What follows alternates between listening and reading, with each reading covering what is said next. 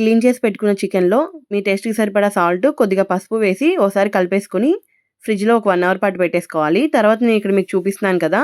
వీటన్నిటిని ఎక్సెప్ట్ అల్లం, వెల్లుల్లి వీటిని వదిలిపెట్టి మిగతా వాటన్నిటిని ఆయిల్‌లో ఫ్రై చేసుకోవాలి.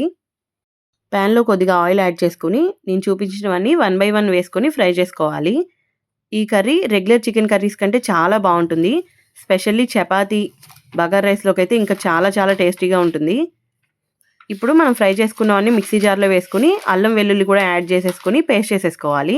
తర్వాత అదే ప్యాన్‌లో కొద్దిగా ఆయిల్ వేసుకొని మనం ముందుగా మ్యాగ్నేషన్ చేసి ఫ్రిడ్జ్‌లో పెట్టుకున్న చికెన్‌ని కూడా యాడ్ చేసి దాన్ని పూర్తిగా ఉడికించుకోవాలి. ఇది నేను ప్రిపేర్ చేసి పక్కకు పెట్టిన పేస్ట్. చికెన్ ఉడికించేటప్పుడు ఇట్లా వాటర్ వస్తాయి కదా! ఆ వాటర్ అన్ని పూర్తిగా మగ్గిపోయేదాకా ఉడికించుకున్న తర్వాత మనం ప్రిపేర్ చేసుకున్న పేస్ట్ యాడ్ చేసి కొద్దిగా వాటర్ యాడ్ చేసుకొని మూత పెట్టి కర్రీని ఇలా దగ్గర పడనిస్తే కర్రీ రెడీ అయిపోతుంది. దీంట్లో మనం కారం యాడ్ చేయము. ఈ కర్రీ చాలా చాలా టేస్టీగా ఉంటుంది.